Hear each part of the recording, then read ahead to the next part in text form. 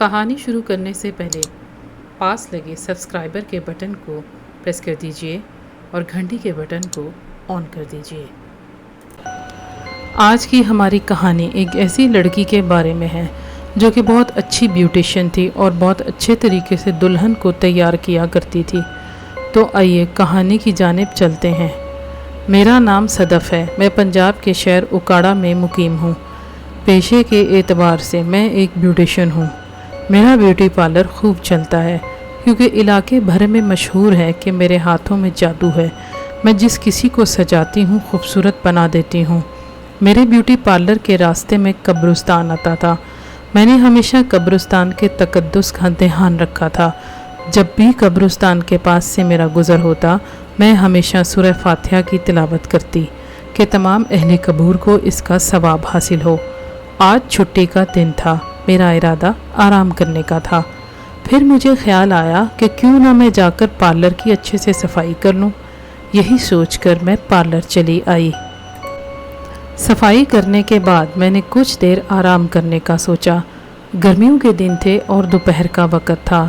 جیسے ہی میں نے اے سی آن کیا تو مجھے نیند آ گئی۔ مجھے سوئے ہوئے زیادہ ٹائم نہیں ہوا تھا کہ دروازے پر دستک سنائی دی۔ میں نے ہڑبڑا کر آنکھیں کھولیں کہ آج چھٹی کا دن ہے تو میرے پارلر پر کون آ گیا ہے۔ خیر میں نے دروازہ کھولا، 2 عورتیں دروازے پر موجود تھیں۔ میں نے پوچھا کہ آپ کون ہیں؟ وہ بولی، باجی آپ کے کام کی بڑی شہرت سنی ہے، سنا ہے کہ آپ دلہن بہت اچھی طرح سے سجاتی ہیں۔ میں نے کہا جی، بس اللہ تعالیٰ کی مہربانی ہے کہ اس نے ہاتھ میں ہنر دیا ہوا ہے۔ وہ دونوں بولیں، دراصل ہماری مالکن کی آج شادی ہے، ان کو تیار کرنا ہے۔ ہماری مالکن پردے دار ہیں، اس لیے وہ پارلر نہیں آ سکتی ہیں۔ آپ کو ہمارے ساتھ چلنا ہوگا۔ میں نے دلہن کی تیاری کا سارا سامان بیگ میں ڈال لیا، پھر ان خواتین سے کہا کہ جانا کدھر ہے۔ انہوں نے پارلر کے باہر ایک جانب اشارہ کر کے بتایا کہ ٹانگا وہاں پر تیار ہے۔ میں ان خواتین کے ساتھ بگی میں سوار ہو گئی۔ جیسے ہی میں بگی میں بیٹھی تو میں بہت زیادہ خوفزدہ ہو گئی کیونکہ بگی ہوا میں اڑنے لگی تھی۔ میں نے ڈرتے ڈرتے ان خواتین سے پوچھا کہ کیا ماجرا ہے، تو وہ خواتین بولیں کہ بی بی پریشان نہ ہو، ہم جنات ہیں۔ اس کے بعد میرا خوف قدرے کم ہو گیا۔ تھوڑی دیر کے بعد ہم لوگ ایک جگہ پر پہنچ گئے۔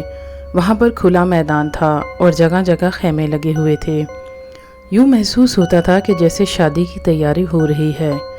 شادی کی کناتیں لگی ہوئی تھیں، کھانے بھی پکائے جا رہے تھے۔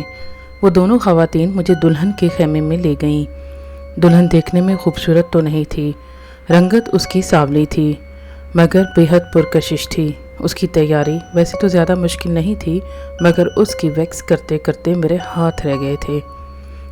اس کو جب میں نے تیار کر دیا تو وہ بے حد خوبصورت لگنے لگی تھی۔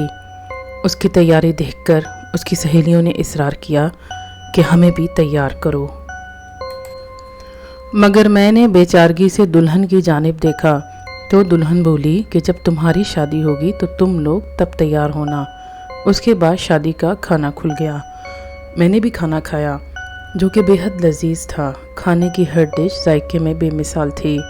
کھانے کے بعد دلہن نے اپنے ہاتھ سے ایک انگوٹھی اتار کر مجھے دی کہ آپ نے مجھے بہت اچھے سے تیار کیا ہے، اس لیے یہ آپ کے لیے۔